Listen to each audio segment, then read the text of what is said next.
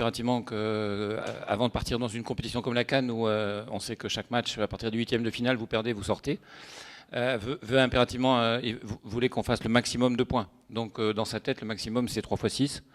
On n'a pas fait 3 fois, on n'a pas fait 3 x 6. On a fait ce soir, je pense qu'on doit être à 16. Voilà.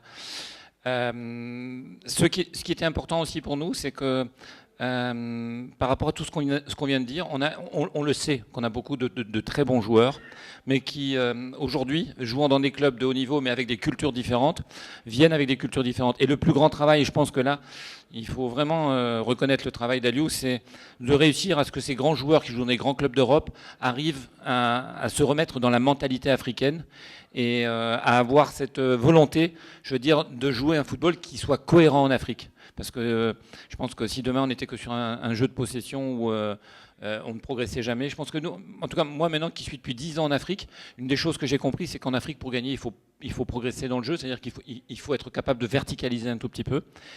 Et on a des joueurs qui n'ont pas forcément cette culture-là dans les clubs où ils jouent. Et donc, et comme dit Paul, on a 3 jours ou 4 jours pour leur dire, attendez, maintenant on va rejouer plutôt comme ça, comme ça. Il y a des joueurs dans l'équipe qui parfois nous disent oui, mais nous en club, nous on joue pas comme ça. Donc c'est une des grandes difficultés, mais c'est aussi une des raisons pour lesquelles on a eu besoin que cette équipe gagne un petit peu en expérience, vive des compétitions comme on a déjà pu vivre. Je veux dire, on n'a pas été en Russie pour rien, certainement pas. On n'a pas été en finale de la Coupe d'Afrique pour rien, certainement pas. Mais que tout ça aujourd'hui, maintenant, voilà, on arrive dans une autre compétition. On va arriver à la Coupe d'Afrique, on se dit voilà, on sait qu'on fait partie des gens qui ont le droit d'avoir de l'ambition. On n'est pas les seuls, mais on sait qu'on fait partie parce que, comme je disais, à la fois en termes de qualité de jeu et puis en termes de qualité de vie du groupe, c'est peut-être le moment. Voilà.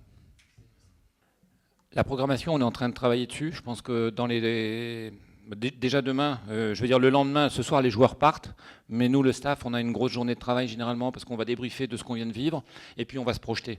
Et donc quand on va se projeter, oui, notre ambition, ce serait d'avoir au minimum un match amical.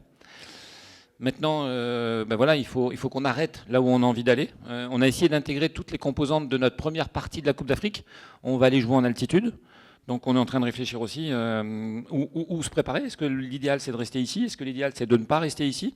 Mais il faut vite qu'on arrête la situation et qu'à partir du moment où on aura arrêté les choses, on puisse décider ou trouver un adversaire qui jouera effectivement contre nous. Et puis la deuxième chose, pour tous les championnats, sauf le championnat anglais, les joueurs auront quand même entre 5 et 7 jours de vacances. Donc je pense qu'ils auront quand même le temps de souffler un tout petit peu parce que là ils sont sur des rythmes actuellement qui sont très, très, très soutenus. Mais pour les Anglais, on va les récupérer quasiment le lendemain d'un match. Donc c'est aussi ça à intégrer. C'est pas, voilà, la programmation, elle est pas hyper simple, quoi. Voilà, ça c'est clair.